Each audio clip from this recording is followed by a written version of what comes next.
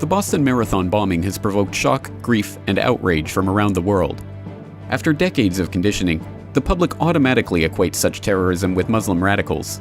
But the evidence shows that every major terror plot on American soil in the past 10 years has been fostered, funded, and equipped by one organization, the FBI.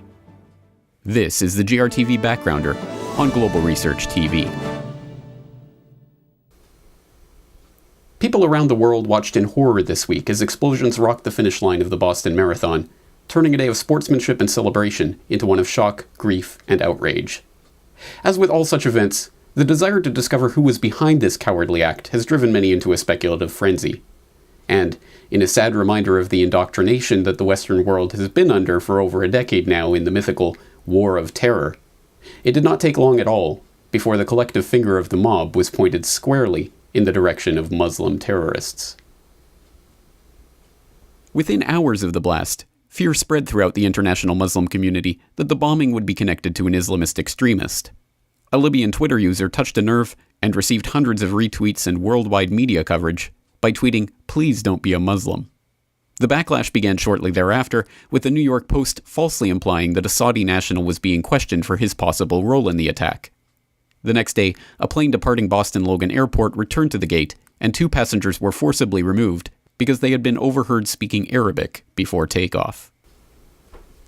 As data continues to pour in regarding the bombing and who may be behind it, it is important that we take a moment to step back and consider this knee-jerk tendency to conclude that this is the work of Islamic radicals. In the minds of millions of Americans, bombs targeting innocents on U.S. soil are inextricably linked with the image of the bearded, turban-wearing boogeyman that has become the shorthand for evil in this age of terror. This association is not only incorrect, it is dangerously incorrect, because it signally fails to identify the one unifying thread between all of the recent terror plots in the U.S.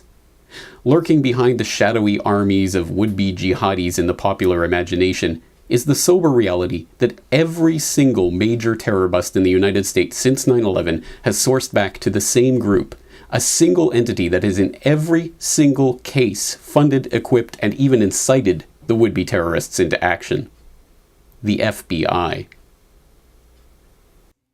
In 2005, federal prosecutors charged Michael Reynolds, a 47-year-old drifter living with his elderly mother, of attempting to wage jihad on the U.S. by blowing up fuel facilities. He was arrested after agreeing to meet with an FBI informant who had promised him $40,000 for his cause, and 2 months later the FBI quietly announced he was likely mentally ill. In 2007, the so-called Fort Dix Six were nabbed in a much-hyped FBI terror bust after allegedly hatching a plan to attack a U.S. military base and kill the soldiers there. At the time, a 26-page indictment revealed that the group had no rigorous military training and did not appear close to being able to pull off an attack. The next year, it was revealed that the FBI informant who had infiltrated the group had in fact offered to organize the members and lead the plot itself. In 2009, the Newburgh Four were arrested for an alleged plot to blow up synagogues and shoot down military airplanes in Newburgh, New York.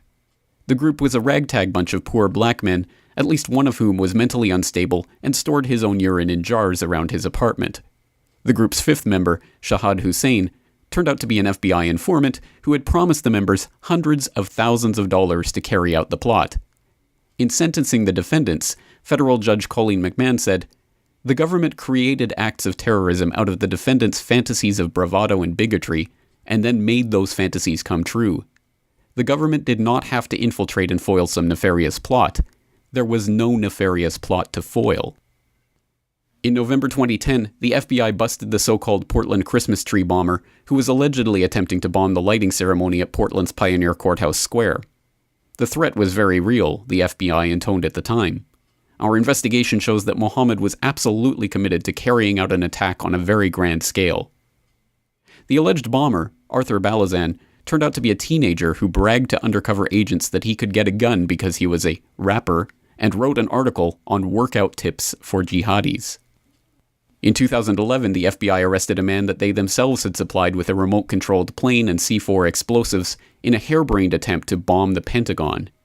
In 2012, they busted another would-be jihadi that they again had supplied with a fake gun and suicide vest. Also in 2012, the FBI busted a group of 5 anarchists who were allegedly going to bomb a bridge in the Cleveland area, although it was quietly admitted that the FBI informant who had infiltrated the group had in fact initiated the contact with them and been present at the meetings where they developed the plan to blow up the bridge. One of the most ridiculous examples of this pattern dates back to 2006, when the DOJ attempted to make it seem as if they had just nabbed a group of dangerous jihadis who were preparing a full ground war against the United States. Now, fortunately, because of the fine work of law enforcement, these men were unable to advance their deadly plot. A dreadful potential catastrophe averted. And clearly, government wouldn't bother to hold a press conference if this were not a major step in the war on terror, right? All right, so good night, everybody. And, I'm sorry, questions. Did the man have any actual contact with any members of Al-Qaeda that you know of? The answer to that is no. Did you find any explosives, weapons? Now, and you raise a good point. You do raise a good point. That point being that these deadly international terrorists had very slyly disguised themselves as a bunch of dipshits living in a warehouse. The picture that is painted by these facts is as overwhelming as it is difficult for much of the public to comprehend. The conclusion, nevertheless, is incontrovertible, that without the FBI, many of the so-called terrorist cells that have been hatching their inept, bumbling schemes against the United States for decades might never have existed at all. Despite what many would believe, this conclusion is not even controversial. Rather, it has been backed up time and again by evidence in the official record and multiply attested to by FBI insiders and whistleblowers themselves. Last winter, the FBI was praised for its speed in cracking the case of the World Trade Center bombing and bringing 4 suspects to trial. Now, there is some evidence that the FBI may have known of the plot in advance through an informant and might even have stopped the bombing that killed 6 people. Correspondent Jacqueline Adams has the story. FBI agents might have been able to prevent last February's deadly explosion at New York's World Trade Center. They discussed secretly substituting harmless powder for the explosives, but they didn't, according to the FBI's own informant, Imad Salem. When a urea nitrate explosive is detonated, the urea nitrate breaks into urea and nitrate. Nitrate ions, urea is out there. And we found high concentrations of urea at the World Trade Center, and we found urea nitrate explosive at a bomb-making factory, which we could point back to the folks at the that were the suspects. And I wrote a report that we found urea and nitrate ions, and that was consistent with the presence of a urea nitrate-based explosive. However, it was also consistent with the urea, which is used on the streets of New York at the time, is a bio-friendly ice melter. Nitrate ions, which are in the acid rain belt. Urea is in sewage. It's coming out of your fingers right now. It's it's something that it's in urine. Sewage mains burst in the crime scene, as a result of the explosion, World Trade Center. FBI management ordered my boss to tell me to take those alternative explanations for the data out of my report. And I remember the day very well. It was raining. It was dreary out on East Street behind the FBI building. I was looking out the window, and I told my boss, well, they can just fire me. I'm not going to lie in this report. I'm going to lie in a court of law. Well, ultimately, they just fired me because they needed somebody to lie. But another individual in the lab decided to just come in and give them the answer they wanted. And when he put himself in that position, in order to convince our managers that these things were true, Steve Burmeister, my partner at the time, and I made some samples and told the fellow they came from the crime scene. One of them was actually urine. I collected my own urine in a beaker and dried it down and extracted it with acetone. and turned that sample over to this fellow. And then Steve Burmeister mixed urea nitrate or urea fertilizer and ammonium nitrate and gave it to the guy. And his response in detecting these things was, okay, we got him now. That was urea nitrate bomb. And then we went to our manager and said, oh, here's the problem. And this is what's going to catch you when you get to court. This guy's ready to declare a urea nitrate bomb. He doesn't know what he's doing. He's not trained in explosive analysis. He doesn't understand chemistry. He doesn't even have a degree in chemistry. And yet he's being declared as your chief chemist, and you're going to put him up front to make a point that's going to blow this case all apart, and it's going to show the government's going to lie in court. And so we told the manager what we did. The manager absolutely blew up at us. We couldn't. We were astonished. What do you mean? I'm not going to embarrass my chief chemist, and don't you ever do anything like this again. Well, Mike Isikoff at the Newsweek magazine at the time wrote the incident up that I was so frustrated at management I got a beaker and urinated in it, and that's where he stopped. It made me look sort of like a fool, but that's what excuse me, I chide Mike about that all of these years when he calls me every once in a while.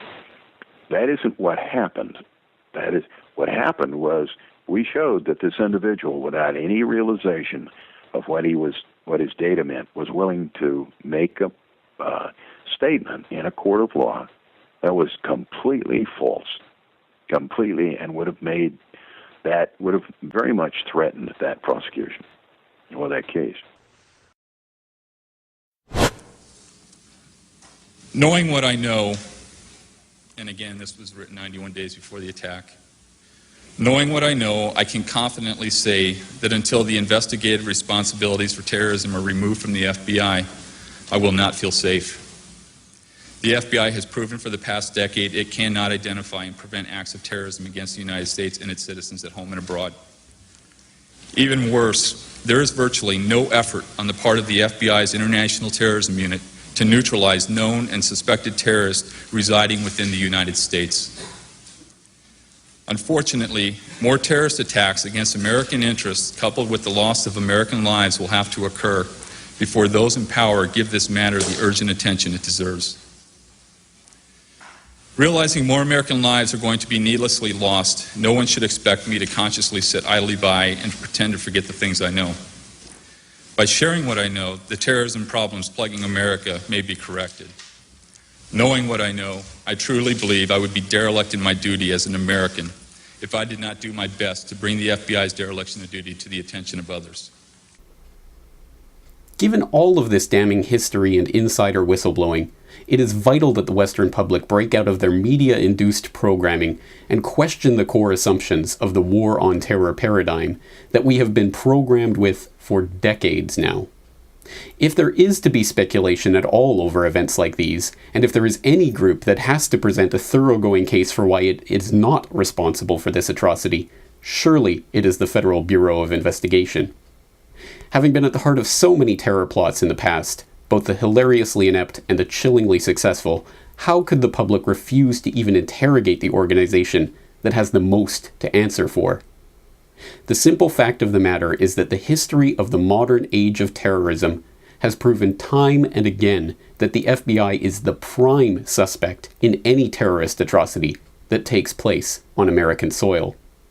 Let us all keep this in mind as the details of the investigations into this and all other American terrorist incidents begin to emerge. For more on this story and other breaking news and current events, please go to globalresearch.ca. For more research and analysis by James Corbett, please go to corbettreport.com.